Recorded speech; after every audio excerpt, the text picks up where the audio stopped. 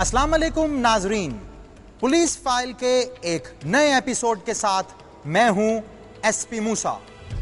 आइए नजर डालते हैं आज के एपिसोड पर। आज की पुलिस फाइल में शामिल है घोटकी के डीपीओ को कुर्सी के लाले, किस हाल में है मशहूर डाकू के घर वाले, डहरकी से आई खुसूसी रिपोर्ट। ओ भाई चल चल जल्दी कर, निकल यहाँ से। खैर है, तू इतना परेशान क्यों है? जब आदमी मजबूर हो जाता है तो सारे अपनों से दूर हो जाता है। करम दीन की आप बीती देखिए मेरी कहानी में। पहले यहाँ से तो निकल, बाद में सोचेंगे। चल चल। आए खत और पैगाम एसपी मूसा के नाम।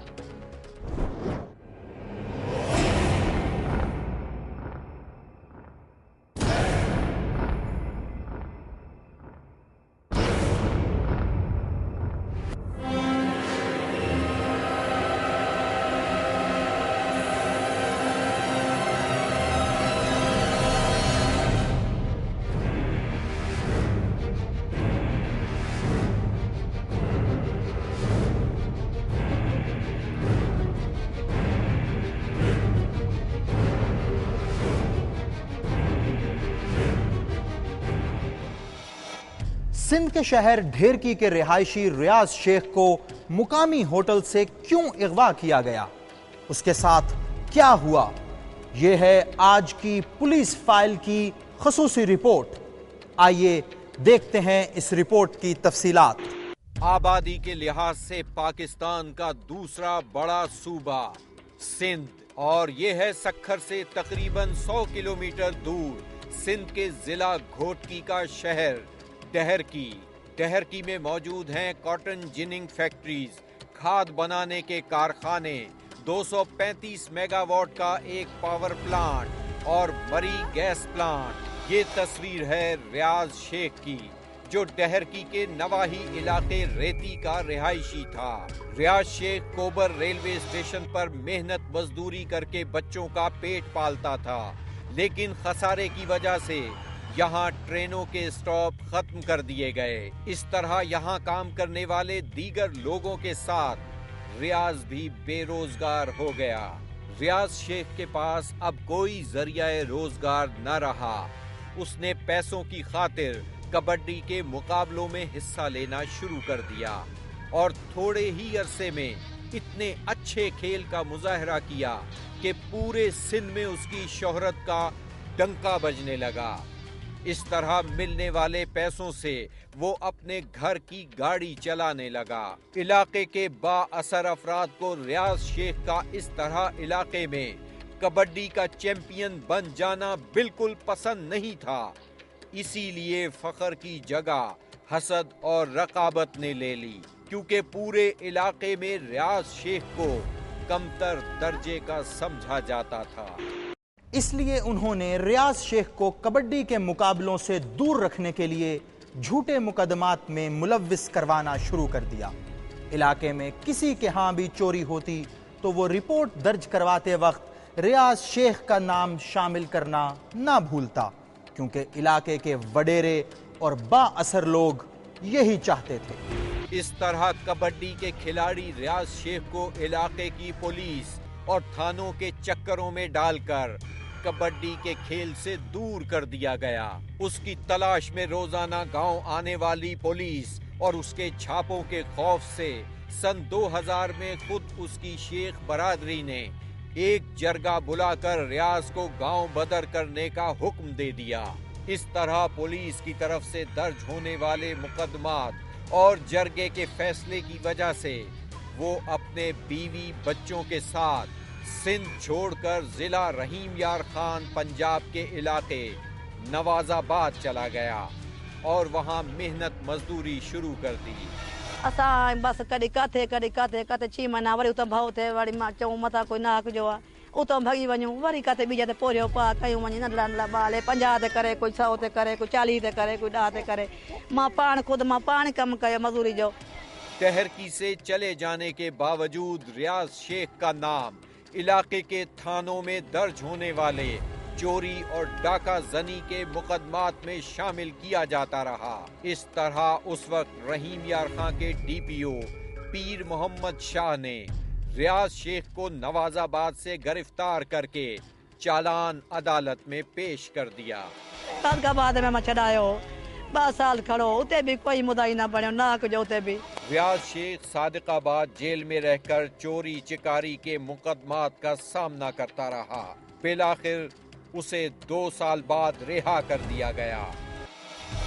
सादिकाबाद जेल से रिहा होने के बाद रियाज शेख अपनी बीवी और बच्चे समेत 2 वक्त की रोजी कमाने, मेहनत मजदूरी करने कराची चला गया, जहां वो और उसकी बीवी लोहे की एक फैक्ट्री में चंद महीने मजदूरी करते रहे। मां पंहिंजे मुड़ुस सां पाण बि कराची में मकनो हलायोसीं, लोह जो कमु कयोसीं असां पाण। ख़ुदि मुंहिंजे मुड़ुस कयो, मां कयो, 150 रुपया तरीक़ असांखे मिलंदी। उते बि असां ॾाढा खोजा कयासीं, असां ॾाढा ॾुख कयासीं। लेकिन कराची के हालात खराब होने की वजह से उन्हें वापस अंदरूने सिंध आना पड़ा। इस तरह वो शिकारपुर के इलाके में आकर दूसरों की जमीनों पर मेहनत मजदूरी करने लगे। मजदूरी कंदा हुआसीं अदा छोकिरा ई मजदूर छोला भला वेचींदा, छोकिरा छोला वेचींदा, वरी हिते सब्जी बब्जी थियूं, वरी कंहिंजे 100 ते कोई 50 ते पाण बि कंदो, टमाटर पटींदा, सब्जी कंदा, मारूं पटींदा, सब्जी बब्जी कंदा, मेरे बचड़नि जो गुज़ारो कंदा। सख्त मेहनत करने के बावजूद फाकों ने रियाज शेख के घर डेरे डाल लिए। इसी दौरान 21 अप्रैल 2011 के दिन डहरकी में रहने वाले रियाज के 2 पुराने दोस्तों ने उसे फोन के जरिए डहरकी आने की दावत दी ताकि उसकी माली मदद की जा सके। रियाज ने अपने 12 साला बेटे अब्दुल गफ्फार को साथ लिया और बस में बैठकर डहरकी अपने दोस्तों से मिलने रवाना हो गया। रियाज शेख अपने बेटे अब्दुल गफ्फार के साथ ढेरकी बाईपास पर मौजूद होटल अल मुर्तजा पहुंच गया। कुछ ही देर में उसके दोनों दोस्त भी वहां पर आ गए। उन्होंने दोस्ती का हक निभाते हुए गर्म जोशी से उसका इस्तकबाल किया और हाल अहवाल पूछा। ये है वो होटल जहां रियाज शेख अपने बेटे के साथ दोस्तों से मिलने आया था। रियाज शेख के ये दोस्त रेती चौकी के इंचार्ज और पुलिस मुकाबलों के लिए बदनाम एएसआई अब्दुल शकूर लाखों को पहले ही उसके डहरकी आने की इत्तला दे चुके थे। इस तरह कुछ ही देर बाद अब्दुल शकूर लाखों वहां पहुंच गया। वरी ते झट बैठा, वरी मानी उन्हनि कराए बेगे मुर्गे जी भाजी शाजी 1.5 लीटर बोतल भी अबे पानी पी गिलास लाता त अखियूं बदियूं खणी चिटे रुमाल सां अखियूं बदी चिज़ार जो जोखियूं वधो उन्हनि जी कोन अखियूं वधियूं, उन्हनि जी कोन बदी अखियूं विया करे पर हिकिड़े पुलिस वारे विया, वरी ॿिए लाथो चैन के ला वरी सटियो। रियाज शेख को होटल से उठाकर ले जाने के चंद घंटों बाद रेती शहर में ये खबर जंगल की आग की तरह फैल गई कि कबड्डी के खिलाड़ी रियाज शेख को पुलिस मुकाबले में हलाक कर दिया गया है। खबर हुआ लगी चे बस कलाक में खबर आई 3 बजे जुमे जो ॾींहुं चे बस रियाज शेख मारियो तने। मां धाड़ पेट कया मुंहिंजे काॾे वियो कीअं वियो कानो वियो पुट गाॾा मां पुछां पुट काथे दर्जे पुट छते थे। पुलिस मुकाबले में मारे जाने के बाद रियाज शेख की लाश पोस्टमार्टम के लिए तहसील हेडक्वार्टर अस्पताल डहरकी लाई गई। ये हैं उस वक्त के मनाजिर। इलाके के एक रिहायशी का कहना है, हकीकत जी साफ ज़ाहिर हर माण्हू ॾिठो आहे उनखे। रियाज शेख जो नंढड़ो पुट बि उनखे हुयो। अल मुर्तज़ा होटल शहर में उनखे पकड़ियो अथनि, पकड़े करे हिते मारियो अथनि। जे चवनि था असां मुक़ाबिलो कयो त मुक़ाबिले में हुतां कच्चे वारो सुल्तू शर इलियास शर जॾहिं हिन पके ते रेणी किनाल ते रेती चौकी जी वट में ॾींहं ॾिठे जो हिननि फरार थी काॾे जा। ये सवाल तफ्तीश तलब है, क्या ये वाकई एक डाकू के साथ पुलिस मुकाबला था या पुलिस के हाथों एक निहत्ते इंसान का कत्ल? पुलिस फाइल की इन्वेस्टिगेशन के मुताबिक रियाज शेख को एक सोचे समझे मंसूबे के तहत कबड्डी के खिलाड़ी से डाकू बनाया गया और इलाका बदर कर दिया गया। फिर इश्तिहारी करार देकर जाली पुलिस मुकाबले का ड्रामा रचाकर पार कर दिया गया। इसमें शक नहीं कि रियाज शेख का ताल्लुक जुर्म के साथ रहा हो, लेकिन सवाल यह है कि क्या उसे जिंदा गिरफ्तार नहीं किया जा सकता था। पुलिस ना कतों भगो ना कतों टुकियो ना कोई पुलिस से मुकाबलो ना कोई गाल थी माण्हुनि जा केस था जाते भी थे बस इहो प्रयास असां थोड़ी कम साल 8-7 साल ॾह थी आहिनि असां लिखदा वतूं। देखिए सफेद कपड़ों में मलबूस ये है रेती पुलिस चौकी का इंचार्ज एएसआई शकूर लाखो। ये कभी नजर नहीं आता पुलिस यूनिफॉर्म में और हमेशा पहनता है सादा कपड़े, चाहे हो थाने में ड्यूटी पर या हो पुलिस मुकाबले में शरीक, क्योंकि इसकी पुष्ट पनाही कर रही है इलाके की एक बाअसर सियासी शख्सियत और जिले के डीपीओ। रेती पुलिस चौकी पर रहते हुए शकूर लाखों पर सिर्फ 2010-2011 में लग चुके हैं ढेरों इल्जामात, मगर उसे किसी की परवाह नहीं। 2010 में सिंध पुलिस के इसी एएसआई ने रेती वाटर सप्लाई प्लांट से लाखों रुपए मालियत के दरख्त चोरी करवाने के बाद बेच दिए। बाअसर अफराद के इशारों पर ये पुलिस मुकाबले में पार कर देता है गरीब लोगों को। उनके को चवण वारो भी ना है, चाहे वो तो माना असा डीपीओ तक पुजण भी न थो जे अध में वठी असा के मारे थो। इलाके में जिस पर चाहता है लगा देता है कोई भी इल्जाम। हूँ शहर में पढ़दो आहियां यार दर्जे में, उते हर भरू केस दाख़िल करे थो, असांजी पढ़ाई भी नाहे थो, हर भरू लाखो करे थो, डीपीओ भी हर भरू असां करे थो, असां नाजायज़ गिया असांखे पढ़ण ॾियण असांखे धाड़ेल बणायो वञे थो। बगैर पैसे लिए नहीं दर्ज करता कोई भी एफआईआर। वाह मर्जियो मांजो वियो मां त मुंहिंजी फरियाद दाख़िल न कयई, पाण फरियादी थी करे सॼा पैसा वठी वरी मां ॿधाया, कोर्ट तरफ़ां केस करे ॿधाए 5 माण्हू चारे, वरी शकूर लाखे वरता, वरी 50,000 वठी उन्हनि खे ईअं छॾे ॾिनई। ब्रेक के बाद देखिए जिला घोटकी और जराइम की दुनिया, एक एएसआई एक डाकू, कौन कमजोर कौन पुरजोर।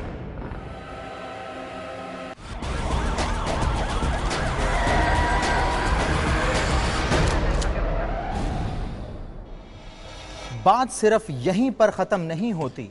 अब्दुल शकूर लाखो नाम का ये कानून का रखवाला कहलाने वाला मुलव्विस है मुसर्रत रेप केस में।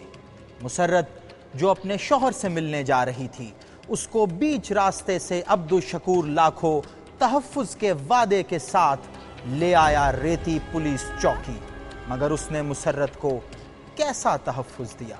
ये है मुसर्रत परवीन, जिसकी उम्र है 20-21 साल। ये रिहायशी है तहसील चिश्तियां की।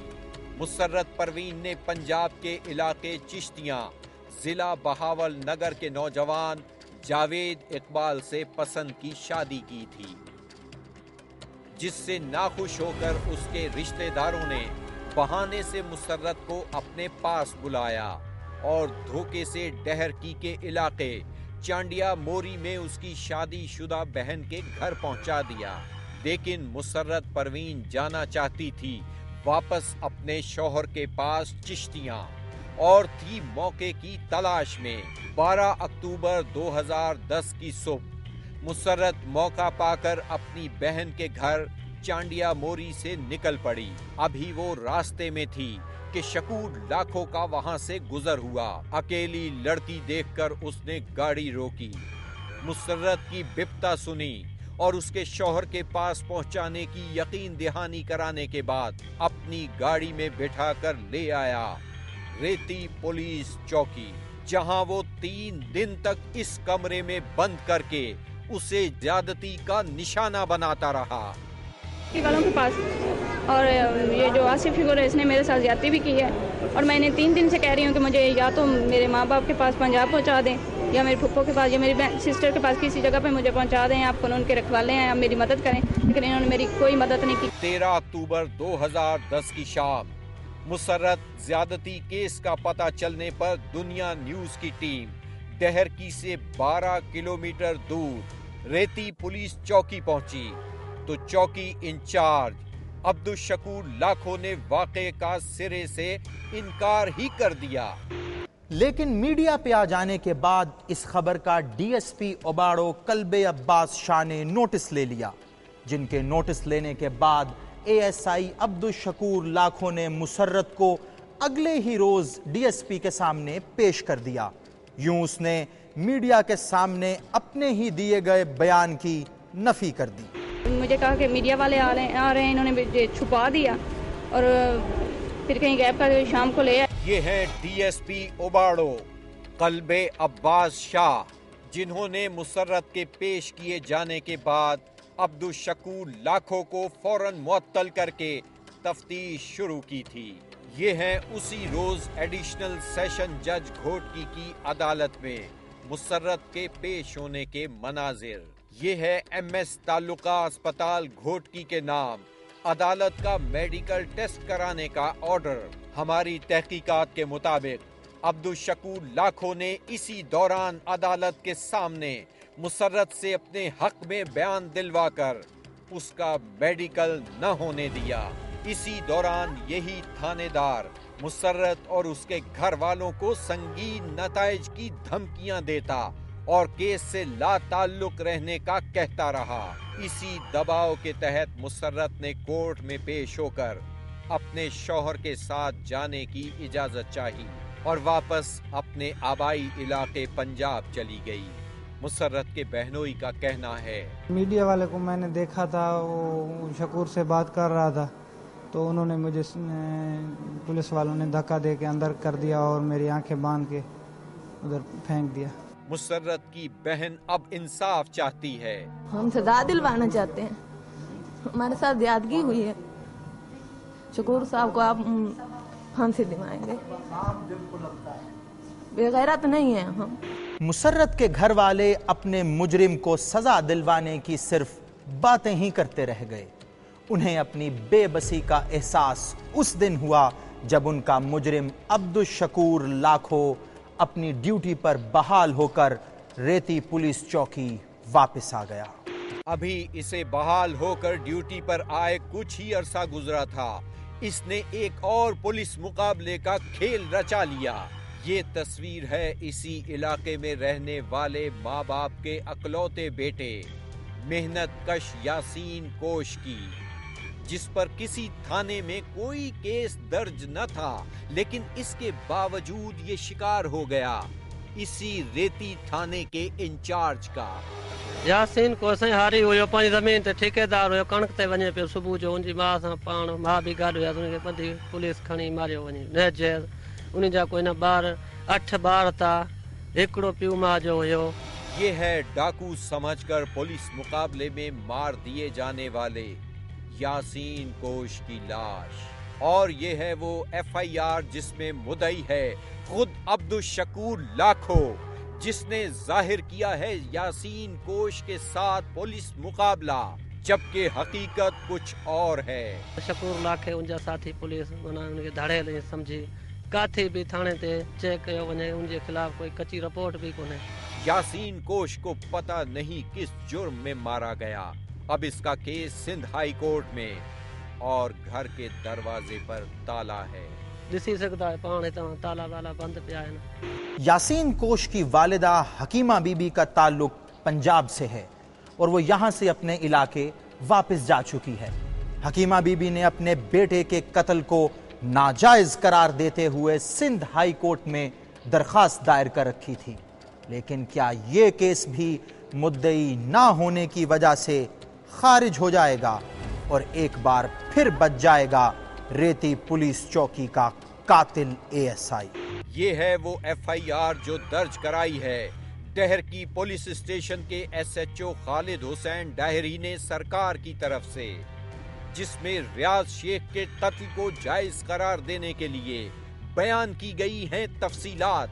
क्या हो सकेगी इसकी छानबीन? सूबेदार वञी खणी मारियो आहे, असां कार कयो अथसि, असां ज़ुल्म कयो अथसि, असांजा 10 बच्चा रुलाया अथसि, असांखे कोई हैसियत न आहे जो असां हाणे किथे टुकुर खाऊं, किथे वेहूं, असां न असांखे टिकाणो आहे, न ॻाल्हि आहे, मुंहिंजो गरीब मुड़ुस मुंहिंजो नाहक जो मारियो अथनि।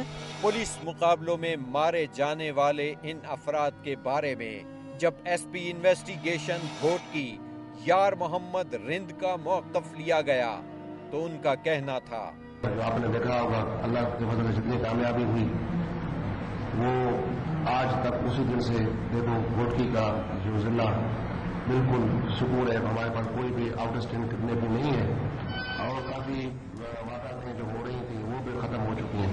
दूसरी तरफ इन केसों में बिलवास्ता शरीक शकूर लाखो कहां गया? हैरत की बात तो यह है कि इतने संगीन इल्जामात लगने के बावजूद अदालत ने अब्दुल शकूर लाखो को किसी मामूली केस में सजा देकर सेंट्रल जेल सखर भेज दिया, जहां वो जेल अमले की मिली भगत से बीमारी का ड्रामा रचाकर घोटकी अस्पताल मुंतकिल हो गया। हमारी मजीद तहकीकात के मुताबिक इसी जिले के डीपीओ और उनके अहलकार कच्चे के इलाके में डाकुओं के खिलाफ ऑपरेशन के नाम पर गरीब किसानों की हजारों मन गेहूं उठवाकर करोड़ों में बेचने के बाद अपनी जेब भर चुके हैं। हर माण्हू तव्हां ॾिठो हूंदो त कच्चे में घणी कणक डीपीओ खणे थो, अलाए केतिरो डेली असां रेडियो ते टीवी में हर माण्हू ॾिसे थो। हाणे हुकूमत अचे असांजा घर ॾिसे त घर कहिड़ा तरह सां असांजा भिड़ थियल आहिनि। ये हैं घोटकी के डीपीओ जिन पर वहां के लोगों की जानिब से कच्चे के इलाके से हजारों मन गंदुम उठाकर बेचने का इल्जाम लगाया गया।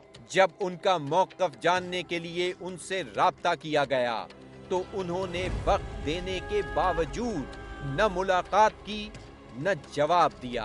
लेकिन ये सवाल अपनी जगह बरकरार है, इस इल्जाम की असल हकीकत क्या है? सिंध की हुकूमत को इसकी तहकीक जरूर करनी चाहिए।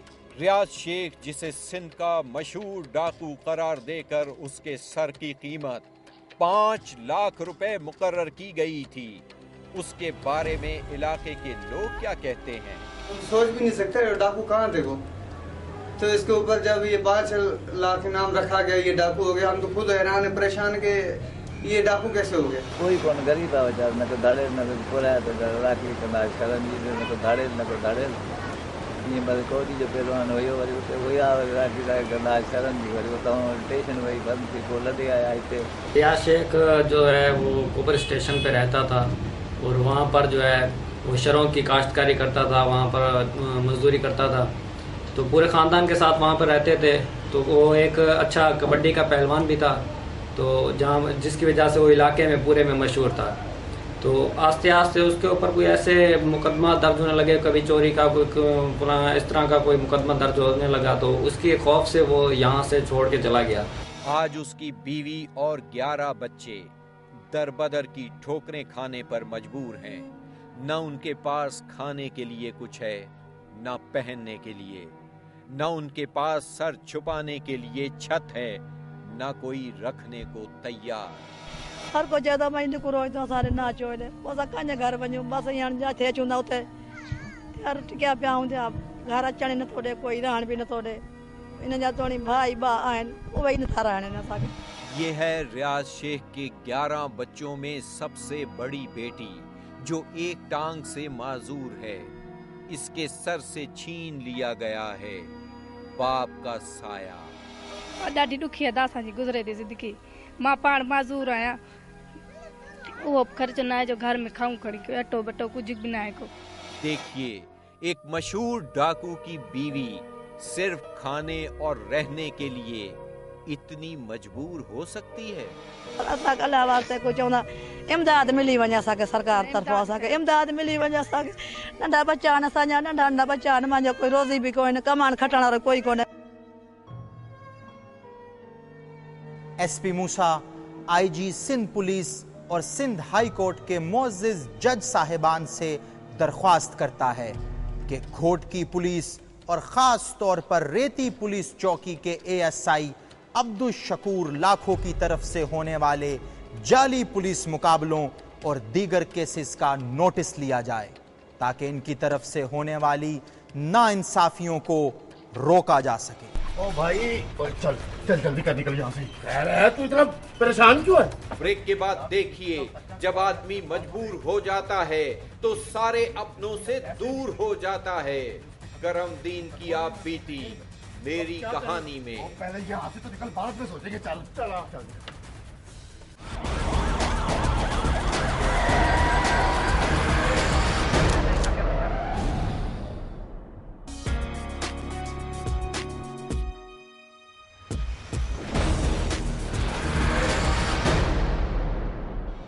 कभी कभी एक इंसान की मजबूरी दूसरे इंसान का नफ़ा बन जाती है। ऐसी ही मजबूरी थी करमदीन की भी, जिसके जिस्म का एक हिस्सा भी गया और उसके हाथ भी कुछ ना आया। आइए सुनते हैं करमदीन की कहानी। मेरा नाम करमदीन है और मैं बहावलपुर का रहायशी हूँ। मेरे बहनोई की दुश्मनियाँ बहुत ज़्यादा थीं और इन्हीं दुश्मनियों की वजह से एक दिन वो कत्ल हो गया। बहन की वजह से उसके मुकदमे की पैरवी मुझे करना पड़ी। और फिर एक दिन कौन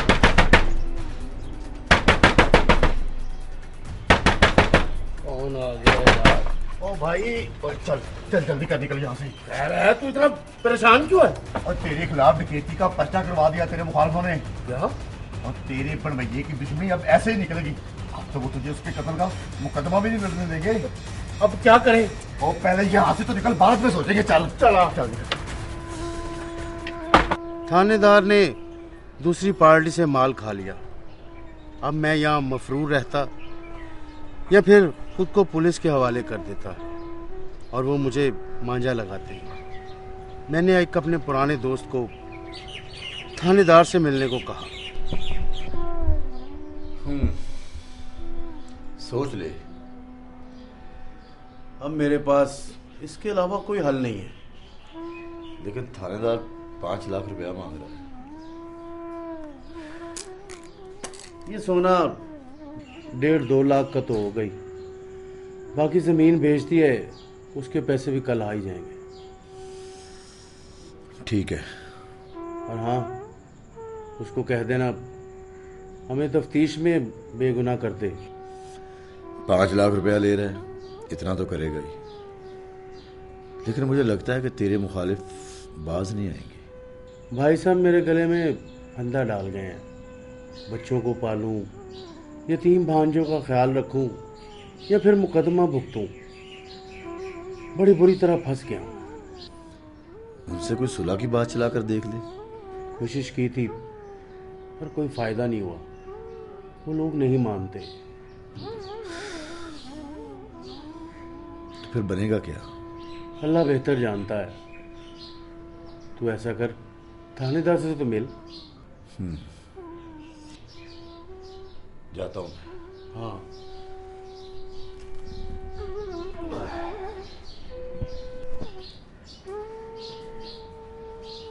डकैती का मुकदमा तो अल्लाह अल्लाह करके ख़त्म करवा लिया, लेकिन इस मुकदमे में मेरा सारा कुछ चला गया। घर में बीवी से भी झगड़ा रहने लगा। क्या बात है? बाहर बैठी हूँ, बिजली नहीं आ रही। मीटर ही काट के ले गए हैं। कहा था बिल जमा करवा दो। यूं तो पैसे मुकदमे में लग रहे हैं या बहन को दिए जा रहे हैं। मुझे किस लिए रखा हुआ है? तलाक दे के मेरी जान क्यों नहीं छोड़ देते? एक तो जब भी घर में आ जाओ ये तेरी बकवास ही खत्म नहीं होती। अपने हक की बात करती हूँ, तुम्हें बकवास लगती है। बकवास करते होगे तुम। क्या कह रही हो तुम? क्या बकवास करूं? क्या बकवास करूं? किसको कह रही हो? मैं बकवास करता हूँ? तलाक चाहिए?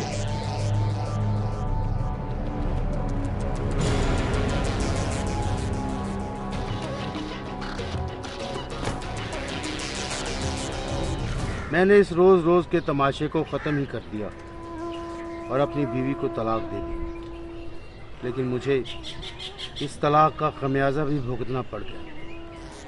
मेरी बीवी के भाइयों ने बड़ी बुरी तरह से मारा और जाते हुए धमकी भी दे गए, अगर हक महर और जहेज का सामान वापस ना किया तो बुरे तरीके से पेश आएंगे। भाई मेरे पास जो कुछ था वो सब दे चुका हूँ, अब मैं क्या कर सकता हूँ? मेरे पास तो एक पैसा भी नहीं है। सुबैदा के भाई आएंगे फिर हल्ला बोलेंगे। तू पुलिस को क्यों नहीं बताता? यार पुलिस तो अपना माल खाने लग जाती है। तू ही कुछ कर, कुछ सोच यार। मैं क्या कर सकता हूँ? अपना गुर्दा भेज दूं? तू खुद ही कुछ सोच और खुद ही कुछ कर। मेरे हाथ खड़े हैं। अहमद, अपना गुर्दा भेज दूं? अपना गुर्दा भेज दूं? अपना गुर्दा बेच दूं। मैंने फैसला कर लिया कि अपना गुर्दा बेच दूंगा। मेरे एक मिलने वाले ने मुझे रावलपिंडी में रहने वाले एक शख्स का पता दिया। कल रकम तुमको मिल जाएगी, लेकिन ऑपरेशन आज शाम को ही होगा। ज़्यादा मसला तो नहीं होगा साहब? हरगिज़ नहीं, 2-3 दिन में तुम बिल्कुल ठीक हो जाओगे। ठीक है साहब, ठीक है। उन लोगों से मेरी बात 2 लाख रुपए में हुई थी। ऑपरेशन के बाद उन्होंने 1 लाख दे दिया और बाकी कहा कल ले जाओ। जब अगले रोज़ वहाँ गया तो कोई न था। अब हालात ये हैं कि गुर्दा बेचने के बाद जो रकम हासिल हुई थी वो मैंने अपनी बीवी के भाइयों को दे दी और ख़ुद मजदूरी कर कर अपना और अपने भांजों का पेट पाल रहा हूँ। बहनोई का मुकदमा अब भी चल रहा है, लेकिन हालात हैं कि आए रोज़ तलख से तलख होते जा रहे हैं। कुछ तो इंसान की मजबूरियां और कुछ हमारे मुल्क के कानूनी मसाइल जो शिकंजे में आ जाए उसकी जिंदगी को तल्ख कर देते हैं। अगर आपके आसपास भी कोई ऐसी कहानी मौजूद है या आप खुद किरदार हैं किसी ऐसी ही कहानी के, तो खामोश मत रहिए, बोलिए, अपनी कहानी सुनाएं, एसपी मूसा को बताएं, हमें एसएमएस करें, PF लिखकर स्पेस दें, अपना पैगाम लिखें और 3031 पे हमें भेज दें या हमें ईमेल करें। हमारा एड्रेस है policeFile@dunianews.tv या हमें खत लिखिए। हमारा पता है programme police file, PO box number 500 Lahore. Break के बाद देखिए आए खत और पैगाम एसपी मूसा के नाम।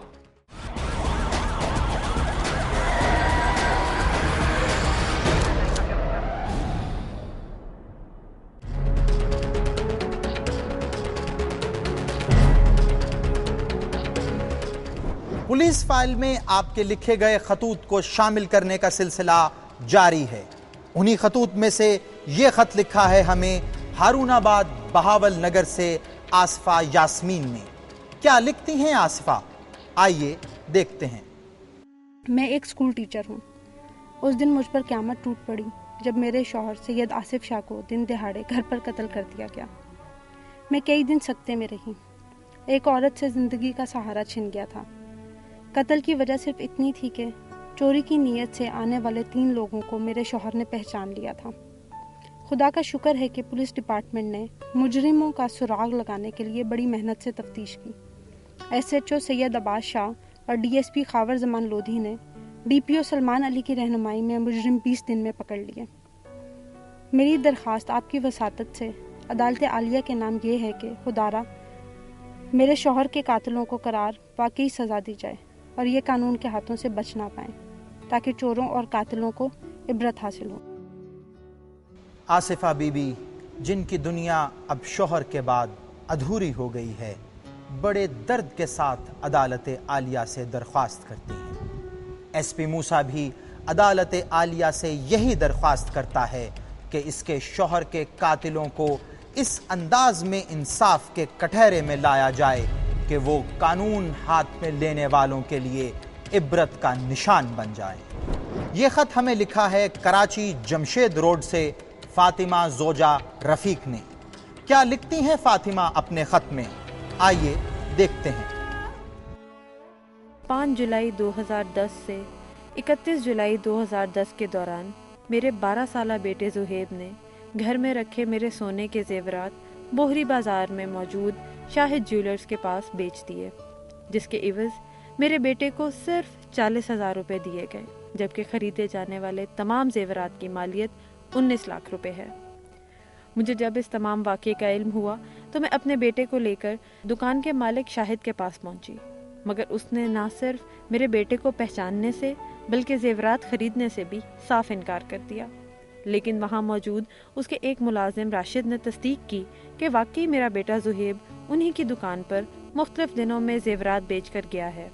मैंने बड़ी मुश्किल से ये सारे जेवरात बनाए थे, जबकि ज्वेलर शॉप के मालिक शाहिद ने 1 माह में मेरे बेटे का ब्रेन वॉश करके लाखों रुपए की मालियत के जेवरात कोड़ियों के मोल खरीद लिए। बराए मेहरबानी बोहरी बाजार में मौजूद इस ज्वेलर शॉप के मालिक शाहिद के खिलाफ कानूनी कार्रवाई की जाए। छोटे बच्चों पर नजर रखना और घर की कीमती अशिया को संभाल कर रखना गो के घर वालों की जिम्मेदारी है, लेकिन अगर किसी बच्चे से गलती सरजद हो जाए तो उसका अजाला किस तरह किया जा सकता है?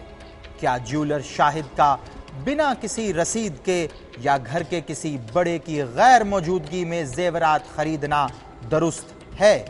क्या वो इस जुर्म में शरीक नहीं है? एसपी मूसा एसएसपी जमशेद टाउन से कहता है कि इस वाक़े की गैर जानिबदाराना इंक्वायरी कराकर इस खातून की दाद रसी की जाए।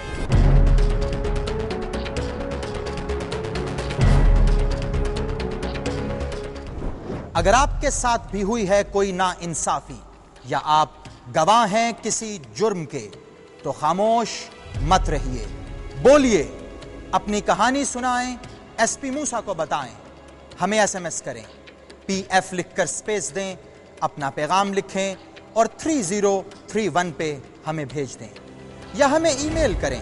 हमारा एड्रेस है policeFile@dunyanews.tv, या हमें खत लिखिए। हमारा पता है programme police file, PO box number 500 Lahore. अपना और अपने इर्द गिर्द वालों का ख्याल रखिएगा। आपसे मुलाकात होगी पुलिस फाइल के अगले एपिसोड में। एसपी मूसा और उसकी इन्वेस्टिगेशन टीम को इजाजत दीजिए। खुदा हाफिज।